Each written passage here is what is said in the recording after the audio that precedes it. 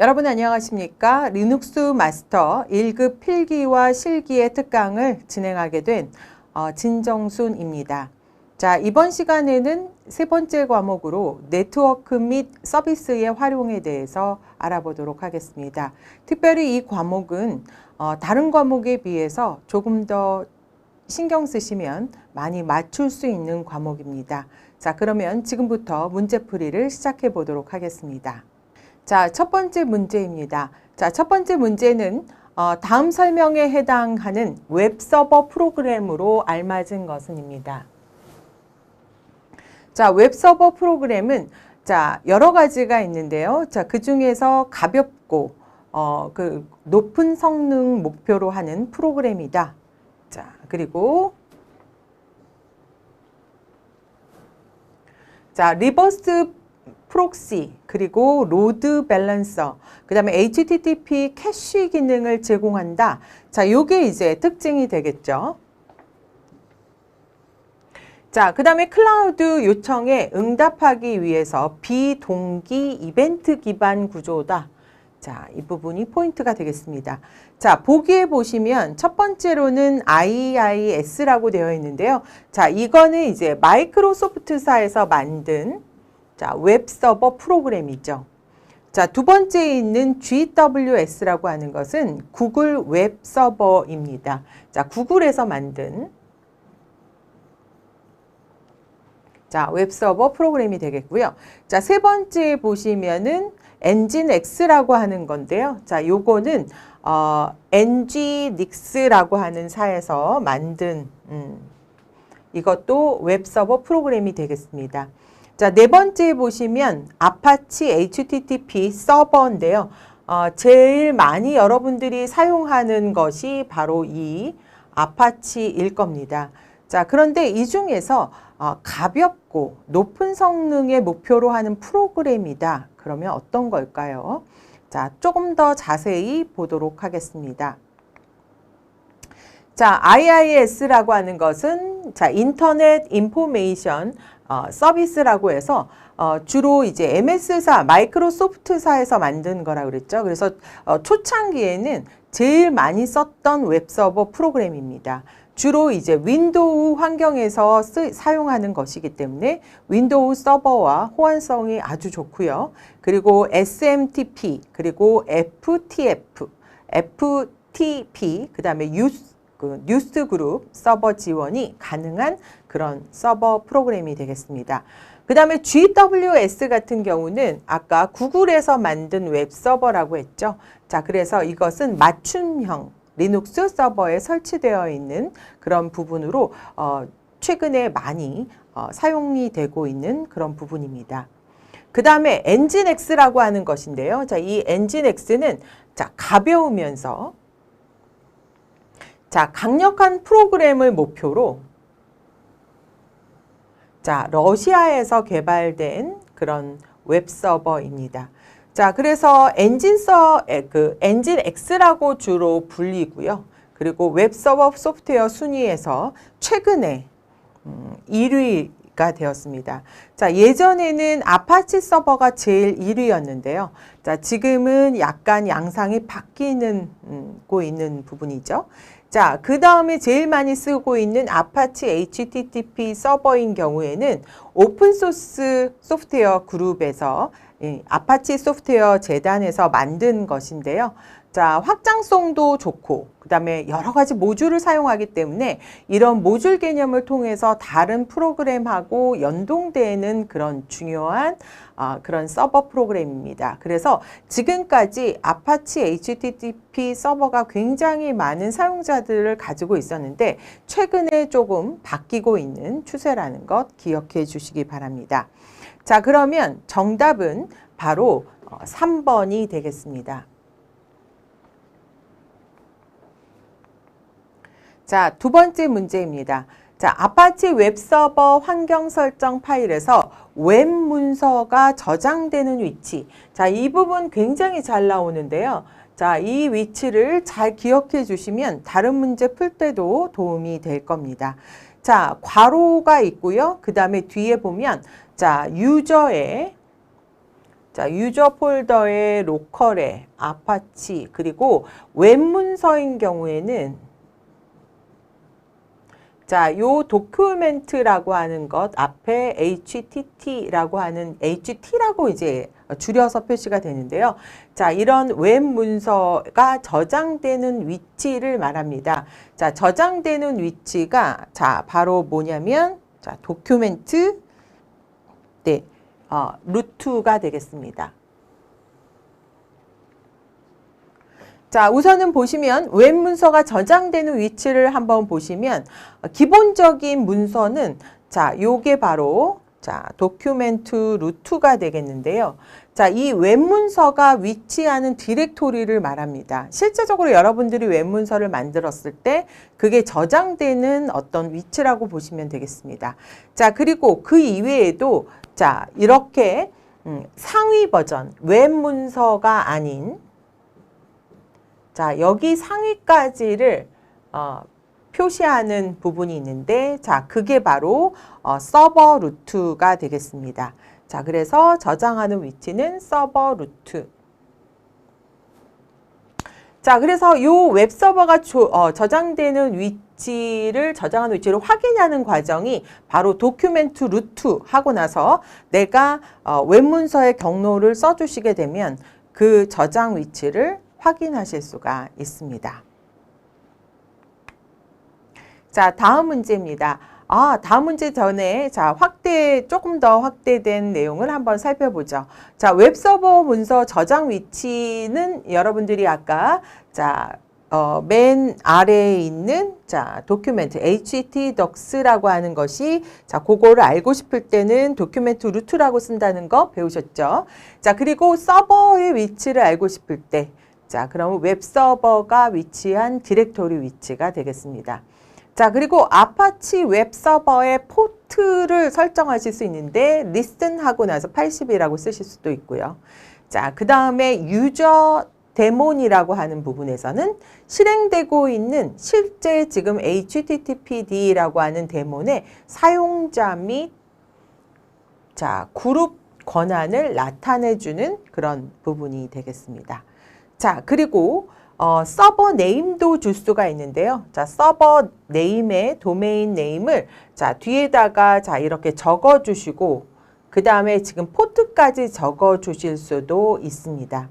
자, 그리고 실제적으로 서버에 문제가 발생을 했을 때 어떤 내용을 관리자한테 보내야 되는 경우가 있죠. 자, 그럴 경우에 보낼 관리자의 이메일도 쓸 수가 있는데 자, 서버 어드민이라고 써주시고 그 다음에 그 이메일을 적어주시면 그 이메일에 저장된 내용들을 자, 보실 수 있는 그런 위치가 되겠습니다. 다음 문제입니다. 아파치 웹서버 환경 설정 파일의 문법적인 오류를 자, 점검하는 명령은 무엇인가입니다. 자, 앞에 이제 HTTPD라고 써져 있고요. 자, 그 다음에 자, 뒤에 옵션이 적혀져 있는데 자, 한번 살펴보도록 하죠. 자, HTTPD 명령에는 여러 가지 옵션들이 있습니다. 자, 우선 첫 번째로는 자, T라는 옵션인데요. 자, 이 T는 환경 설정 파일인 자, HTTPD에 자, config라고 하는 곳에 자, 여러분들의 그 파일의 문법적 오류를 검사할 수 있는 그런 내용들이 담겨져 있는데요. 자, 만약에 HTTPD 하고 나서 -T라고 쓰시게 되면 환경 설정에 들어져 있는 문법적 오류를 검사할 수가 있습니다. 자, 두 번째는 F인데요. 자, 이 F는 새로 설정한 config 파일이 있을 경우에 그 설정 파일로 아파치 데몬을 구동시키는 것입니다. 자, 새로 그 설정, 변경된 config 파일에 해당이 되는 내용으로 다시 재부팅하는 그런 역할이라고 볼 수 있겠고요. 자, 그 다음에 옵션 I는 컴파일된 모듈에 대한 목록을 자, 출력하는 겁니다. 그래서 뭐 리스트라고 생각하시면 좋겠고요. 그 다음에 S, 대문자 S를 쓰시게 되면 설정되어 있는 가상 호스트를 자, 출력하는 그런 옵션이 되겠습니다. 자, 그러면 문법적인 오류를 점검하는 명령은 바로 자, 정답은 T가 되겠죠. 그래서 정답은 2번이 되겠습니다.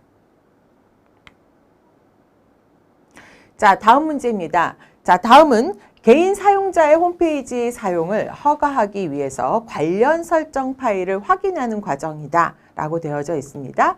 자, 앞에 로드 모듈이라고 하게 되면 여러분들이 로드 모듈을 통해서 여러 가지 파일들을 이렇게 관련 설정 파일들을 처리하는 과정을 보실 수가 있는데 뒤에 보시면은 괄호 안에 들어갈 알맞은 내용으로 알맞은 것은입니다. 자, 근데 위에 보면 사용자의, 개인 사용자의 홈페이지 사용을 허가하기 위한이라고 되어져 있죠. 자, 그러면 앞에 유저 디렉토리 모듈이라고 앞에 적혀져 있고, 그 다음에 뒤에 모듈스라고 되어 있고요. 뒤에 괄호의 내용은 뭐냐라는 거죠. 자, 그러면 우선은 모두 유저 디렉토리와 그 다음에 http PD, 그 다음에 유저 디렉토리가 무엇인지 좀 구분하셔야 됩니다. 자, 그래서 우선 첫 번째는 일반적인 이제 모듈 하게 되면 PHP 어떤 동적 모듈 파일이 생기는데 그 파일명이 앞에 있고 그 다음에 뒤에는 확장자가 SO라고 붙여지게 됩니다. 자, 그러면 다 모두 다 SO라고 확장자가 붙어 있죠. 자, 그런데 거기에서 httpd config 파일에서 라이브러리 php5의 그런 동적 모듈 파일을 동적 모듈로 불러들이기 위해서는 뭐가 필요하냐? 자, 로드 모듈이라는 것이 필요하죠. 자, 그러면 이 로드 모듈이라고 하는 지시자를 설정하게 되면 그 설정된 파일의 뒤에 이제 경로가 붙게 되는데요. 자, 여기에 보면 유저 그 다음에 dir 모듈이 되겠고 그 다음에 뒤에는 모듈이라고 되어 있고요. 그 다음에 뒤에 있는 이제 뒤에 확장 경로를 써주셔야 되는데 자, 이 디렉토리를 여기에서 모듈스에서 확인하실 수가 있고 그 다음에 모두로 시작을 하게 됩니다. 자, 그러면 위에서 모두로 시작하는 것이 뭐가 있었죠? 자, 1번과 2번에 보면 모두로 되어져 있습니다. 자, 그래서 그 모두 부분에서 자, 보시면 현재 모두로 시작을 한다라고 되어 있기 때문에 1번이나 2번 중에 답이 되겠고 자, 그 다음에 밑에 다시냐 아니면 언더바냐라고 하는 건데요. 자, 주로 여러분들이 쓰실 때는 자, 이렇게 언더바로 쓰여져 있습니다. 자, 그래서 자, 여기에서는 정답이 바로 2번이 되겠습니다. 자, 그래서 여러분들이 이제 모듈을 찾고 싶으시면 자, 이렇게 유저의 로컬에 유저에서 그 USR이라고 쓰셔야 되겠네요. 자, 그리고 로컬, 그 다음에 아파치, 그 다음에 모듈스에서 확인하실 수가 있고, 그 다음에 실제적으로는 이제 확인하고, 그 다음에 모듈로 시작한다는 거니까, 자, 모듈로 시작하고, 그 다음에 똑같이 유저 디렉토리에, 그 다음에 뒤에 이렇게 동적 모듈인 것을 확장자로 표현해 주시면 되겠습니다. 그래서 정답은 2번입니다. 자, 다음은 PHP 7의 버전 파일에서 MySQL 5.7 버전의 데이터베이스 접속하기 위한 설정입니다. 자, 우리가 보통은 웹서버 프로그램을 이용해서 아파치라든지 톰캣을 이용해서 여러분들이 이제 설치를 해서 이제 처리하실 때 제일 먼저 이제 프로그램은 PHP라고 하는 언어로 웹서버 프로그램을 작성하시게 되고 그 다음에 데이터베이스를 연동하시려면 데이터베이스를 연동할 수 있는 프로그램이 필요한데요. 자, 그 프로그램이 바로 MySQL 5.7을 쓰고 있다는 것이죠. 자, 이렇게 됐을 때, 자, PHP 구문을 보도록 하겠습니다. 자, PHP는 자, 앞에 이렇게 물음표로 시작이 되고요. 그 다음에 자, 끝날 때도 물음표 이렇게 꺽쇠로 표시를 해줍니다. 자, 그런데 요즘에는 뒤에 이렇게 PHP라고 예전에는 썼지만 이 부분을 생략해도 실행이 됩니다. 자, 그 다음에 첫 번째 보시면은 $db라고 되어 있는데요. 자, 이거는 PHP 문해 안에서 변수를 선언할 때, 자, 변수를 쓸 때는 앞에 달러가 붙습니다. 자, 그렇다는 얘기는 지금 db라고 하는 변수를 하나 만들었다는 뜻이고요. 자, 그 다음에 니콜이 붙어 있으니까, 자, 뒤에 있는 수식을, 자, 요 db에다가 변수에다가 집어넣는다라는 뜻이 되겠죠. 자, 근데 앞에 괄호가 있습니다. 자, 괄호가 있고 뒤에 괄호가 있으면서 뒤에 뭐가 있냐면 로컬 호스트, 지금 현재 로컬 호스트고 그 다음에 루트와 그 다음에 비밀번호, 자, 이렇게 되어져 있고요. 그 다음에 뒤에 이제 이렇게 구성이 되어져 있는데 사실 MySQL에서 주로 이제 만약에 쓰실 때 자, 제일 먼저 하는 것이 데이터베이스를 연결하는 것보다 더 앞에는 뭐가 있냐면 전체적인 그 연결 장치를 커넥트 하는 것이 필요합니다. 자, 그래서 제일 먼저 여기에 이제 커넥트가 이제 필요한 건데요. 자, 커넥트인데 예전에는 MySQL까지를 쓰셨습니다. 그러나 자, MySQL 5.7 버전부터 자, 뒤에 i가 붙습니다. 자, 그래서 여러분들이 자, 여기에다가 뒤에다가 i를 붙이는 것이 이제 최신 버전에서 i를 붙인다라는 것을 기억해 주시면 좋겠습니다. 자, 그러면 MySQL 5.7 DB를 접속하기 위해서는 자, 우선은 크게 MySQL Connect라고 하는 것이 이제 이전 버전이 되겠고요. 자, 요즘 버전에서는 뒤에 i가 붙는다는 것만 기억을 하셔서 쓰시면 되겠습니다. 자, 그리고 위에서 보시면 MySQL i에 Select DB라는 것이 있는데 이 Select DB라고 하는 것은 데이터베이스를 연결하는 겁니다. 자, 우선 커넥트를 이용해서 자, 장치를 연결하고 그 다음에 나오는 것이 이제 데이터베이스를 연동시키고 그 다음에 레코드들을 이제 처리하는 그런 단계로 넘어가죠. 자, 그렇기 때문에 데이터베이스 연결이 바로 요 MySQL i의 Select 여러 가지 DB가 있는데 그 중에서 어떤 특정 DB를 선택하겠다라는 뜻이 되겠습니다. 자, 그래서 이 문제에서는 자, 뭐냐면 데이터베이스를 접속하기 위한 그 커넥트이기 때문에 정답은 2번이 되겠습니다. 조금 더 자세하게 한번 다양한 SQL 문을 한번 살펴보면 자, 우선은 이렇게 MySQL i Connect 해서 자, 지금 현재 연결되어져 있는 부분을 보는데요. 자, 지금 이 부분은 자, PHP 문에서 MySQL을 연결한 부분이 되겠습니다. 자, 그럼 계정은 루트가 되겠고, 그 다음에 암호는 뒤에 이제 설정되어져 있는 것이 암호가 되겠습니다. 자, 그래서 계정의 아이디와 그 다음에 암호 이렇게 설정하는 것이 이제 커넥트가 제대로 연결되어 있어야 연결이 되겠고요. 그 다음에 나오는 것이 지금 요 $db 지금 변수로 받은 커넥트 내용을 자, 요 테스트라고 하는 테이블을 데이터베이스라고 하는 것을 선택해서 처리하는 구문이 되겠습니다. 자, 그래서 항상 오른쪽 부분은 데이터 커넥트 연결된 변수고 그 다음에 앞에는 DB 중에서 어떤 DB인지 그 내용을 써주시면 되겠습니다. 그래서 MySQL을 연결한 다음에 테스트라고 하는 그 데이터베이스를 선택하는 그런 함수가 되겠습니다. 여기서 나오는 MySQL i Connect, MySQL i Select DB, 그리고 그 다음에 Query, 그리고 뒤에 MySQL i Close라고 하는 거는 모두 다 함수입니다. 자, 어떻게 보면 MySQL을 연결하는 함수라고 보시면 되겠죠. 자, 그러면 이제 그 다음은 DB를 연결을 했다 그러면 그 다음에 이제 MySQL 쿼리 부분인데요. 자, 쿼리는 여러 가지, 자, 여기에서 올 수 있는 것이 여러 가지가 있습니다.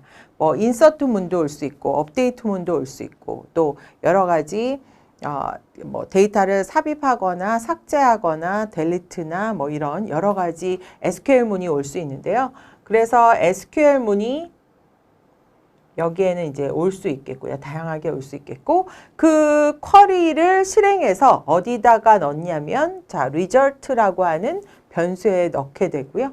자, 그렇게 result로 연결돼서 처리해서 한 줄을 출력한다든지 아니면 데이터를 추가한다거나 뭐 이런 것들을 이제 계속 이 안에 프로그램을 짤 수가 있겠죠. 자, 그래서 데이터베이스에 연결한 다음에 지금 현재 자, 게스트 북이라고 하는 테이블에 입력받은 값을 넣는다라고 했는데요.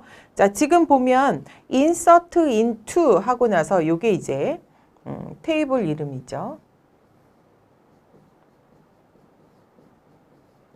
자, 그리고 나서 뒤에 자, post라고 하는 전역 변수를 이용해서 지금 현재 name과 그 다음에 content라고 하는 그 스펠링이 좀 뒤바뀌었네요. 자, 그 내용으로 이제 받아들인 값을 이제 이렇게 처리하게 됩니다. 자, 그 다음에 SQL문을 모두 사용을 했으면 반드시 닫아주셔야 되는데요. 자, 이 닫아주는 것이 필요합니다. 그래서 MySQLi close라고 하는 것을 통해서 실제 연결됐던 MySQL connect를 자, 이렇게 close 시켜서 끝내주시게 되는데요. 자, 이 끝내는 이유가 있습니다. 자, 만약에 그렇게 하지 않으면 메모리가 낭비되거나 전체적인 속도가 느려지기 때문에 그렇습니다. 자, 그래서 여러분께서는 맨 마지막에 자, 저렇게 커넥트가 됐다면 그 다음에는 이제 여러분들이 자, 클로즈를 하셔서 메모리나 속도에 영향이 가지 않도록 해주는 것이 중요하겠습니다. 자, 다음 문제입니다. 다음 문제가 아니라 답을 체크해야 되겠네요. 자, 그래서 정답은 자, 2번이 되겠습니다. 자, 다음 문제. 자, LDAP와 DMMS라고 하는 건데요. 자, 요게 바로 자, 관계형 데이터베이스 시스템이 되겠고, 그 다음에 LDAP는 자, 밑에서 조금 더 설명을 하면, 자, 이것은, 자, 경량적, 자, 다이렉터리, 그 다음에 액세스 프로토콜이라 그래서, 자, 이게 뭐냐면 경량 디렉토리 접근 규약 기반이라고 하는 것입니다. 자, 그래서 이것으로 만들어진 디렉토리 데이터베이스를 접속하기 위한 통신 규약이 바로 요 LDAP가 되겠는데요. 자, 이 두 개를 이제 비교를 하게 되면 어떻게 되는지 한번 보겠습니다. 자, 우선은 LDAP가 있고요. 자, 그 다음에 오른쪽에는 자, RDBMS, 관계형 데이터베이스가 있습니다. 자, 그런데 이 두 가지를 비교해 보면 첫 번째는 속도가 굉장히 LDAP는 빠릅니다. 그리고 주로 읽기 위주의 검색 서비스를 가지고 있고 그 다음에 좋은 성능을 가지고 있습니다.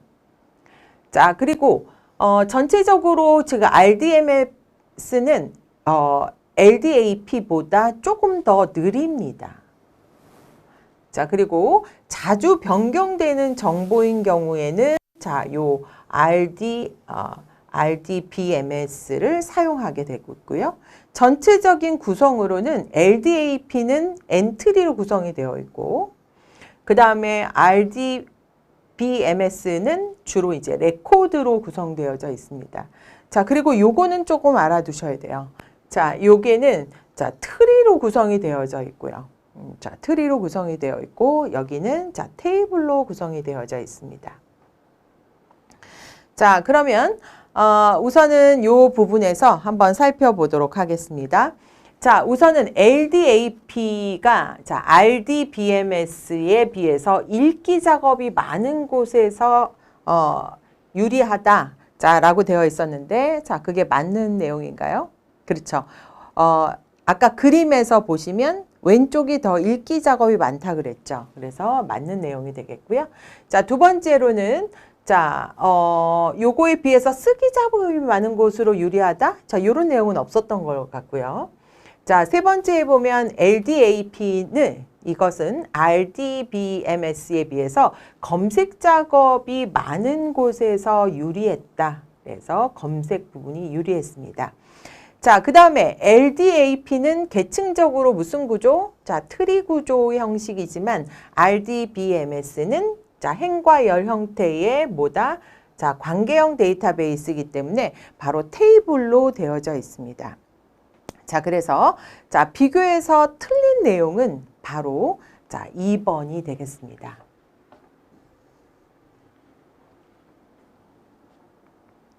자, 다음 문제입니다. 자, LDAP의 속성 관련 설정의 일부이다. 자, 속성을 지정하는 부분이에요. 자, 여기에서는 자, 위에 속성 내용이 지금 담겨져 있는데, 자, 기역과 니은이 비어져 있어요. 자, 그러면 그 안에 들어갈 내용이 무엇인가입니다. 자, 그러면 전체적으로 LDAP의 속성을 아셔야 되겠죠? 자, 그래서 속성을 한번 보시면, 자, 우선은 제일 먼저는 자, DN이라고 쓰시고요. 그 다음 콜론 쓰신 다음에 자, CN 값과 그 다음에 DC 값을 써주는데요. 자, 그러면 이게 뭔가라는 것이죠. 자, 그래서 요 내용을 조금 더 상세적으로 알아보도록 하겠습니다. 자, LDAP 속성에 보시면 자, 제일 첫 번째는 지금 CN이라고 하는 부분은 여기서는 이제 정의하는 부분이니까 DN이라고 써주고요. CN은 자, 지금 현재 이제 이름입니다. 자, 특히 자, CN 같은 경우는 일반적으로 이름과 성을 조합해서 이제 표시하는 부분인데요. 자, 그래서 이름이 쭉 플레임이 있고 그 다음에 자, 기분 네임이라고 해서 자, 여기에 이렇게 구분해서 SN에서 이렇게 구분해서 이름을 지정할 수가 있습니다. 그래서 고유 식별자로 따로 이제 표시하실 수가 있고요. 자, 그 다음에 DC입니다. 자, DC는 도메인 네임의 요소를 나타내주는 구문인데, 자, 그래서 여러분들이 이제 그 부분을 이제 표시되어져 있는 부분이죠. 자, 그래서 여기 보시면은 SN이라고 하는 것은 이건 이제 성을 표시해 주는 것이고, 자, 요거는 이제 이름이 표시되는 부분이 되겠죠. 자, 그래서 그 이외에도 자, 여러 가지 뭐 국가 이름을 나타내는 C라고 하는 종류도 있고요. 그 다음에 주 이름을 나타내는 ST, 그리고 O라고 하게 되면 뭐 조직 이름이라든지, 그 다음에 OU라고 하게 되면 조직의 부서 이름을 표시해 줄 수가 있습니다. 자, 그래서 LDAP의 속성에 따라서 다음과 같이 여러분들이 지정하실 수가 있는데요. 그렇다면 이제 한번 맞춰보도록 할까요? 자, 거기에 보면 이제 첫 번째가 뭘까요? 우리가 아까 DN이었었죠? 그래서 DN이 되겠고, 그래서 1번과 3번은 아니게 되겠고요. 자, 그러면 DN, 그 다음이 뭐였었죠? 그 다음이 CN이었죠. 그래서 CN, 그래서 정답은 4번이 되겠습니다.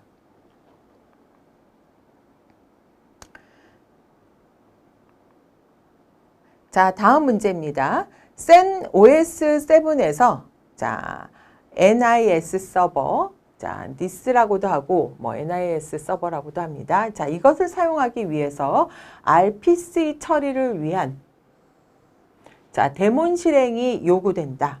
다음 중 관련 실행 명령으로 알맞은 것은입니다.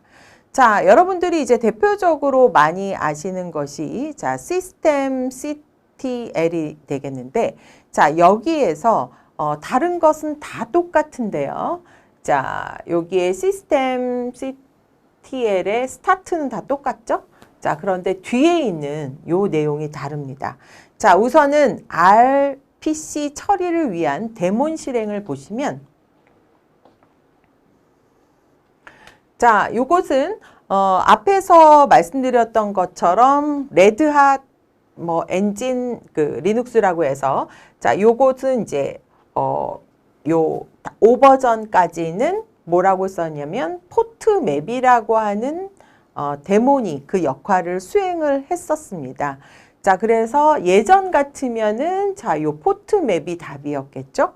자, 그러나 자, 요즘에는 자, 헤드 레드햇의 버전이 6버전 부분부터는 자, 뭐라고 쓰냐면 RPC 바인드 이렇게 씁니다.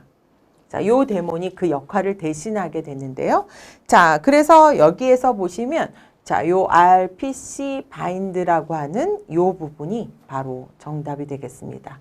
자, 그러니까 최근에 어떤 버전이나 버전이 업되면서 변경됐던 그런 내용도 알고 있으셔야지 되겠죠. 그래서 자, 여기에서 보시면 여러분들이 그 부분을 정확하게 이해하셔야 자, 풀 수 있는 문제가 되겠습니다. 자, 다음은 자, NIS 클라이언트로 자, 운영하기 위해서 설치해야 하는 패키지 조합으로 알맞은 것은입니다. 자, 이 패키지 부분은 여러분들이 자, 구분해서 알고 있으셔야 됩니다. 첫 번째로는 자, 서버 데몬 스크립트인 경우에는 자, 다음과 같이 세 가지 종류가 있는데요. 자, YP 서브. 그러니까 여러분들이 아마 서버기 때문에 자, 여기에 서버의 그런 약자로 보시면 좋을 것 같고, 그 다음에 자, 패스워드. 자, 그 다음에 여기는 자, 이렇게 자, P까지 냈고 XFRD. 자, 이렇게 보시면 서버 데몬 자, 스크립트가 되겠습니다.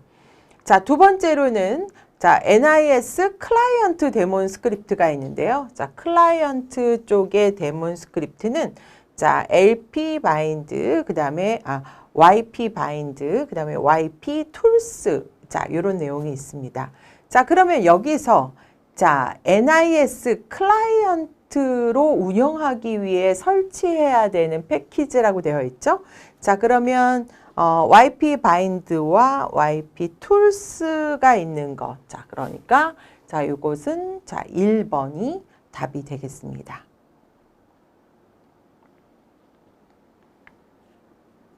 자, 그래서 요거 10번 넘어가도록 할게요. 자, 다음 중 NIS 클라이언트에 사용하는 명령어로 거리가 먼 것은입니다. 자, 그러면 아까 여러 가지 클라이언트 사용하는 것들 배우셨는데 자, 이번에는 명령어들 한번 보도록 하겠습니다.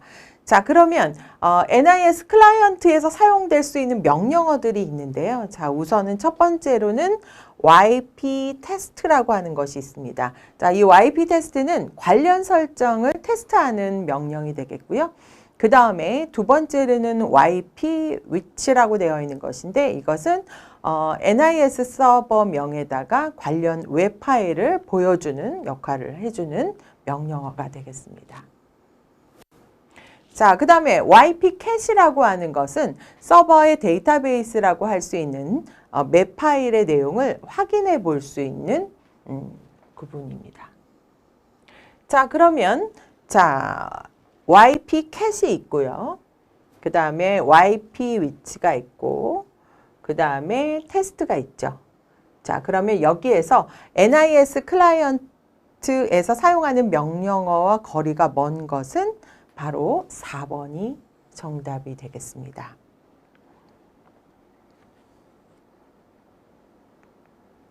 자, 다음 문제입니다. 자, 다음은 리눅스 시스템에서 IP 주소가 자, 이렇게 주어져 있을 때 자, 윈도우 시스템에 공유된 디렉토리를 마운트하는 과정입니다.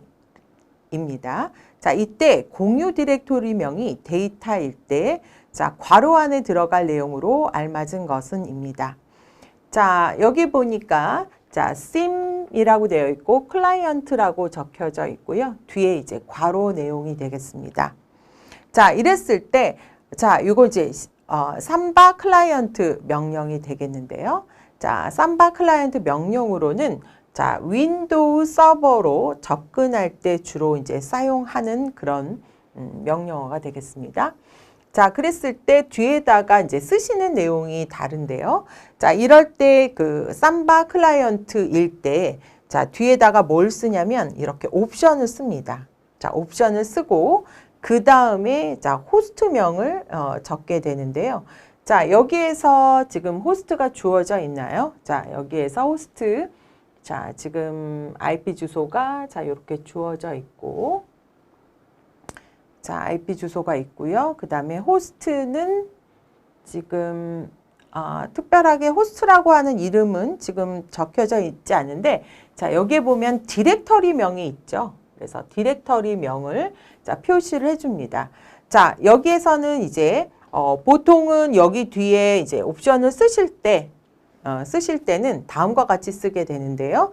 자, IP 주소를 먼저 쓰는데요. 자, 그 앞에 자, 이렇게 원표시를 쓰게 되는데, 자, 원표시를 4개를 씁니다. 자, 그래서 자, 이렇게 4개를 쓰는데요. 자, 4개를 쓰고 그 다음에 IP 주소를 사용해서 자, 위에 있는 내용의 IP 주소를 그대로 쓰시고, 그 다음에 자, 역슬래시 2개를 한 다음에 자, 여기에 자, 이렇게 데이터를 씁니다. 우리가 보통 경로를 쓸 때 자, 이렇게 쓰시기도 하지만 자, 보통은 이제 역슬래시로도 쓰시거든요. 자, 그리고 역슬래시를 썼을 경우에 자, 영문일 때는 자, 이렇게 슬래시로 나오지만 한글일 때는 자, 이렇게 원표시로 표시가 됩니다. 자, 그래서 자, 앞에는 자, 이렇게 표시하고 IP 써주고 뒤에는 자, 바로 디렉터리 명을 쓰시게 되겠는데, 자, 이렇게 되니까 자, 지금 리눅스의 IP 주소가 이것인 윈도우 시스템에 공유된 디렉토리를 마운트하는 과정. 그래서 디렉토리를 자, 이렇게 IP 주소로 되어 있는 값을 지금 삼바 클라이언트로 이용해서 자, 마운트되는 내용이 되겠습니다. 그래서 정답은 바로 2번이 되겠습니다. 자, 다음 문제는 삼바 설정 파일에서 공유 디렉토리의 경로를 설정하는 과정이다. 자, 여기에서 보시면은 자, 여기에 보면 이제 경로를 설정하는 거라고 되어 있죠. 그래서 이렇게 삼바 설정에서는 여러분들이 여러 가지 설정하는 방법들이 있어요. 그 설정 명령을 잘 기억하시면 좋겠습니다. 자, 우선 첫 번째로는 공유 정의를 할 때, 공유를 할 때 자, 여러분들이 주로 여러 가지가 있는데요. 자, 커멘트라고 써서 여러 가지 지금 공유되고 있는 디렉토리 명을 써주기도 하고요.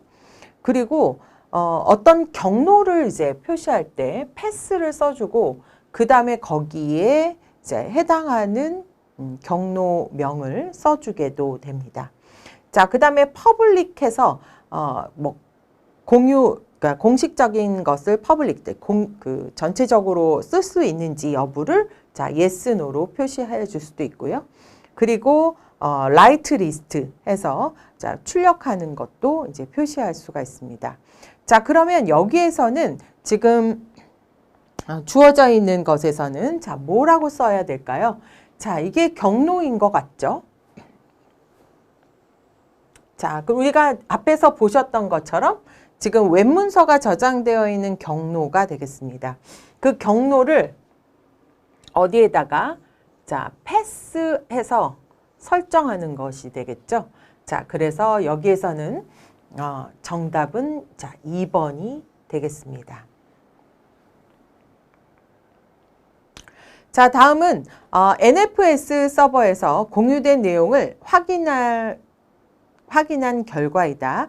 자, 관련 명령어로 알맞은 것은입니다. 지금 보시면은 자, 여러 가지 데이터에 대한 여러 가지 지금 IP와 그리고 뒤에 있는 서브넷 마스크를 만들 수 있는 숫자와 그리고 여기에 자, 동기 내지는 지금 뭐 숨겨져 있는지 아니면 여러 가지 체크리스트 뭐 이런 것들이 아주 자세하게 지금 설명이 되어져 있는데요. 자, 이것은 어떤 명령어를 실행했을 때 나오는 것인가 입니다. 자, 이것은 바로 NFS 클라이언트에서 주로 사용하는 그런 명령어들 중에 특히 자, export라고 하는 부분의 내용이 되겠습니다. 자, 이것은 NFS 서버에서 자, 익스포트, 바깥에서 외부에서 들어오는 익스포트된 어떤 디렉토리 정보를 관리해주는 그런 명령어가 되겠는데요. 이 부분에서는 참 다양하게 이제 쓰이는 그런 명령어들을 또 살펴보도록 하겠습니다.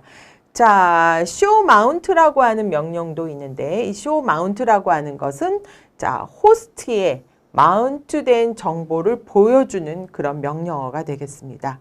자, 그리고 이제 export는 위에서 보시는 것처럼 여러 가지 디렉토리 외부에서 익스포트된 데이터들을 가져올 때 관리하는 그런 명령어가 되겠고, 그 다음에 NFS start라고 하는 것은 NFS 관련 어떤 상태 정보를 출력하는 그런 명령이 되겠습니다.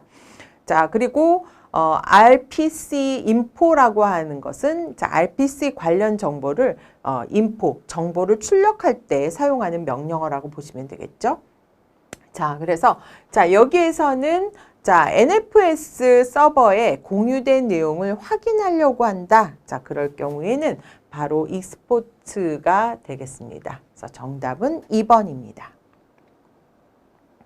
자, 다음 설명에 해당하는 NFS 서버 설정 옵션으로 알맞은 것은 입니다. 자, 루트 사용자와 일반 사용자의 권한을 자, nobody 또는 여기에 자, NFS nobody 계정으로 매핑시킨다. 자, 그럴 경우에 주로 쓰는 것은 무엇인가입니다. 자, NFS 서버 설정 옵션에 보시면 여러 가지가 있는데 그 중에서 여러분들이 이제 주로 RO라고 하는 것은 자, 읽을 때 읽기 전용만 read only라고 해서 읽기 전용으로 지정하는 옵션으로 기본값을 가지는 것이 자, RO가 되겠고요. 자, RW라고 하는 것은 또 읽기 또 쓰기가 가능하도록 지정하는 옵션을 말합니다. 자, 그리고 여러 가지 이제 조금 더 살펴보면 자, 우선은 루트라고 되어 있고 스퀘어시라고 되어 있는 부분입니다. 자, 요거 같은 경우는 NFS 클라이언트에서 접속하는 루트 사용자를 무시하지 않고 서버상의 nobody 그리고 또는 NFS nobody로 매핑시키는 옵션이 바로 루트 스퀘어쉬가 되겠고요. 그 다음에 앞에 no가 붙었죠. 자, 그러면 자, 여기는 자, NFS 클라이언트에서 접근하는 루트 사용자를 무시하지 않고 자, 루트로 인정을 해주는 겁니다. 자, 인정을 해주는 것이 no 루트 스퀘어쉬가 되겠고요. 자, all 스퀘어쉬라고 하는 것은 바로 루트를 포함해서 모든 사용자의 권한을 다 nobody로 매핑을 시키는 것을 자, 말합니다. 그리고 앞에 no가 붙었고 그 다음에 서브트리 체크라고 되어져 있는 부분은 바로 여러분께서 쓰시는 것 중에서 자, 하위 디렉토리를 검사하지 않고 그러니까 서브트리라는 것은 이제 하위 트리라고 하는 것을 그 체크하지를 않는다라는 뜻이게 되겠죠. 검사하지 못하도록 할 때 설정하는 그런 설정 옵션이 되겠습니다. 자, 그래서 자, 여기에서는 지금 루트를 포함한 모든 권한을 nobody로 매핑한다고 했기 때문에 자, 그러면 뭐가 될까요? 자, 이렇게 루트 사용자하고 일반 사용자의 권한을 다 nobody로 하는 것은 아까 뭐였죠? 자, 3번에 all 스퀘어쉬가 됐었죠. 그래서 정답은 3번이 되겠습니다. 자, 다음 문제입니다. 자, VSFT PD라고 하는 서버 환경 설정 파일 내용 중에서 내용의 한 일부가 되겠습니다. 자, 여기에서 설명하는 것으로 가장 알맞은 것입니다.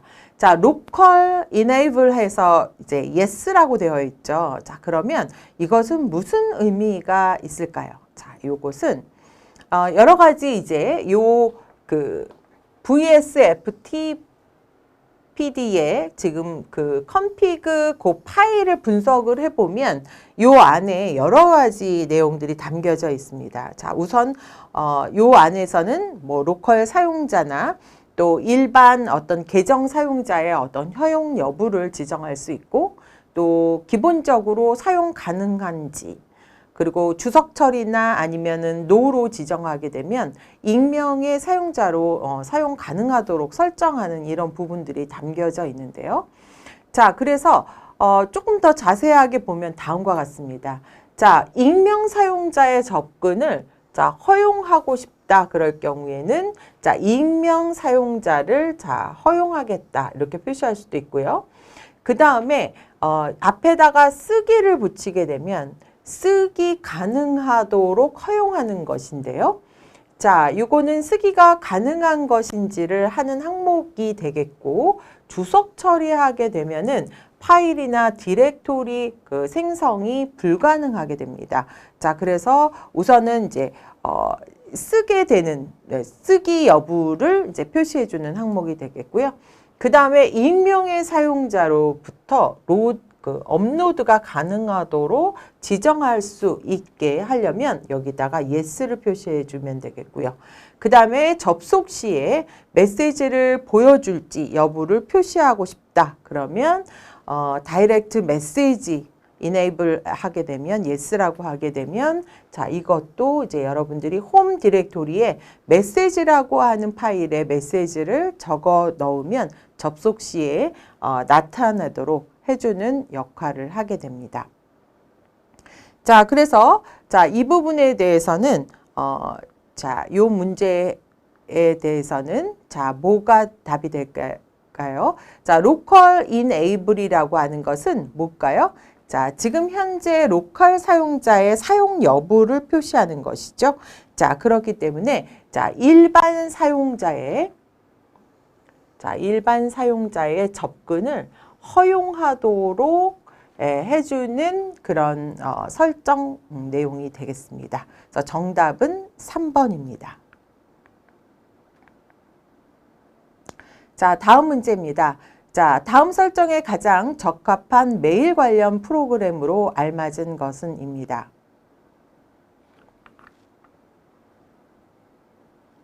자, 사용자들에게 안전한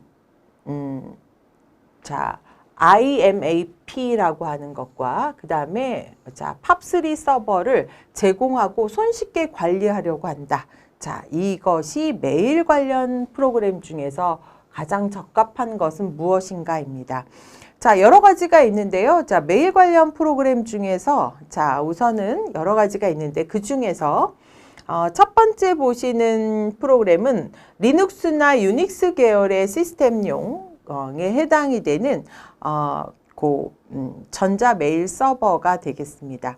자, 그런데 이제 그런 거에 대한 이제 설명이 자세하게는 지금 없는데, 자, 우선은 그렇게 되어져 있고, 자, 두 번째로는 이제 Q 메일이나 프로시 메일, 그 다음에 이제 포스트픽스, 자, 이런 내용들이 담겨져 있는데요.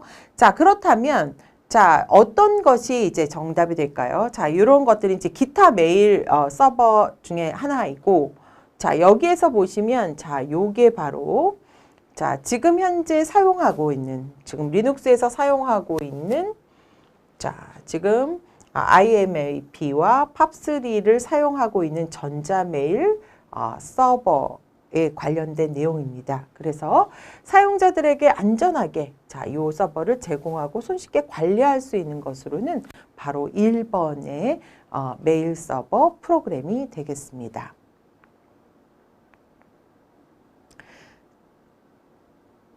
자, 다음 문제는 비슷한 문제 같아 보이는데요.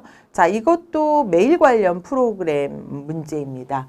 자, 근데 여기에서는 자, 거리가 먼 것이죠.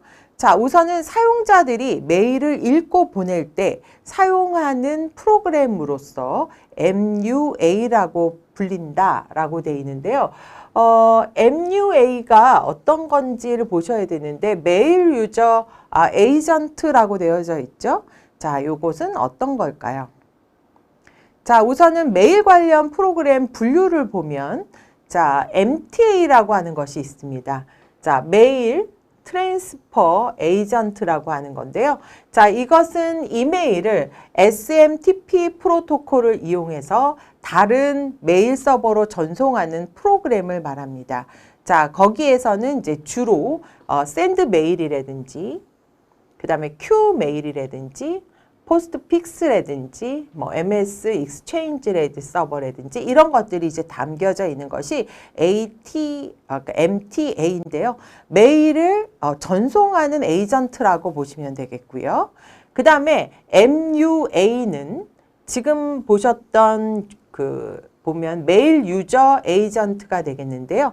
자, 요거 같은 경우는 자, 사용자가 메일을 읽고 보낼 때 사용하는 프로그램이 되겠습니다. 자, 여기는 읽고입니다. 자, 그래서 K메일이라든지 그 다음에 자, 여기에 보면 에볼루션이라든지 그 다음에 무트라든지 그 다음에 MS의 자, 아웃룩이라든지 이런 것들이 프로그램이 주어져 있고요. 자, 그 다음에 DMA라고 하는 메일 딜리버리 에이전트가 있는데 이 딜리버리 에이전트는 여러분들이 어떤 MDA라고 하는 일종의 대리인 역할을 수행하는 이런 프로그램인데 메일박스에 도착한 메일을 대행해서 가져오거나 또 전달하는 역할을 하는 그런 에이전트가 되겠습니다. 자, 거기에는 프록스 메일이라는 것이 있고 뭐 스팸 메일을 필터링이나 메일 정렬 등의 역할을 수행하는 그런 에이전트가 되겠습니다. 자, 여기에서의 정답은 자, 거리가 먼 것이기 때문에 자, 앞에서 보셨던 것처럼 자, MUA에 자, 이볼루션 그다음에 아웃룩이 있었고요. 그다음에 Q메일은 MTA에 해당이 됐었죠. 자, 그렇기 때문에 자, 여기에서는 바로 자, 정답은 자, 요거는 다 자, MUA에 해당이 됐고요. 자, 요게 바로 MTA에 해당이 됐었죠. 자, 그렇기 때문에 정답은 2번이 되겠습니다. 자, 다음 문제입니다. 다음 형식의 설정을 확인할 수 있는 파일로 알맞은 것은입니다. 첫 번째는 이제 커넥트라고 되어져 있는 것이죠. 자, 커넥트는 뒤에 이제 어떤 거에 연결되어져 있는지 이 부분이 되겠는데, 릴레이라고 하는 것은 이제 연결되어져 있는 상태를 의미합니다. 자, 그러면 이것을 어디에서 설정할 수 있는지 그 파일의 위치를 말하는데요. 자, 액세스를 설정을 할 때는 자, 우리가 커넥트 하고 나서 자, IP 주소를 쓰고 그 IP 주소를 자, 연결한다라는 뜻으로 자, 릴레이를 씁니다. 자, 그러면 접속하고 있는 클라이언트의 주소나 이름을 기반으로 제어할 수 있는 부분을 말하죠. 자, 그리고 from이라고 써서 어떤 특정 보낸 사람에 대한 거부나 거절이나 뭐 처리하는 거라든지 이런 것들을 이제 처리할 수 있는 것이 이제 from 보낸 사람을 표시할 수도 있고 또 to라고 해서 받는 사람의 기반을 제어할 수 있는 역할도 해줍니다. 자, 그러면 이것을 어디서 하느냐? 자, 바로 etc 또 이게 메일 관련된 부분이기 때문에 메일에 자, 액세스라고 하는 곳에서 바로 이 형식을 설정되어 있는 것을 확인할 수 있는 파일이 되겠습니다. 자, 그래서 정답은 자, 2번이 되겠습니다. 자, 다음 문제입니다. 자, 괄호 안에 들어갈 내용으로 알맞은 것은입니다. 자, 여기에서는 cd 해놓고 나서 지금 현재 요 etc 메일이라는 곳으로 지금 이동한 것이고요. 자, 이동한 다음에 거기에 해당하는 내용으로 자, send 메일하고 그 다음에 똑같이 send 메일 cf라고 되어져 있어요. 자, 확장자가 다른데요. 자, 여기에서는 어떤 내용이 담겨져 있을까요? 자, 요게 바로 왼쪽에서 자, 오른쪽으로 데이터를 이제 보내는 역할을 해주기 때문에 자, 이렇게 표시를 해주는 기호가 들어가겠고요. 자, 기억에서는 자, M4라고 하는 자, M4가 들어가게 됩니다. 자, 보통은 이제 ECT 메일의 액세스에서 이제 살펴보면 주로 이제 send 메일 데몬이 참조하고 있는 부분이 etc 메일 그 다음에 액세스 하고 나서요. 요게 한글로 바뀌었는데요. 자, 요게 DB입니다. 자, 그래서 DB, 액세스 DB로 위치가 되어져 있는데 만약에 이것을 뭐 변경을 한다. 자, 그럴 경우에는 변경할 경우에는 자, 요렇게 make map이라고 해시를 이용해서 자, 업데이트를 하실 수는 있지만 지금 여기에서는 이제 요 왼쪽에 있는 것을 자, 오른쪽으로 그냥 연결해 주는 작업만 하기 때문에 자, 1번이 정답이 되겠습니다. 자, 마지막 문제입니다. 자, 다음 설명과 가장 관련이 있는 환경 설정 파일로 알맞은 것은입니다. 자, 회사에 헬프 계정으로 들어오는 메일은 고객 지원실 소속 직원들에게 전부 전송하도록 설정하려고 합니다. 자, 그럴 경우에는 자, 먼저 샌드메일 관련 파일을 한번 살펴보셔야 되는데요. 자, 우선은 첫 번째에 있는 요 로컬 호스트 네임이라고 하는 것은 자, 메일 서버에 사용하고 있는 도메인을 설정하는 파일이면서 한 줄의 도메인 하나씩 기입하면서 이제 표시하는 그런 파일이 되겠습니다. 자, 그 이외에도 여러 가지 파일들이 있는데요. 자, 우선 첫 번째로는 etc 메일의 액세스, 앞에서도 살펴보셨는데 액세스는 메일 서버에 접근하는 호스트나 또 도메인의 접근을 제어하는 파일로서 여러분들이 허가할 호스트나 도메인은 통과하고 허용하지 않으면 거부할 수 있도록 해주는 것이 바로 액세스가 되겠습니다.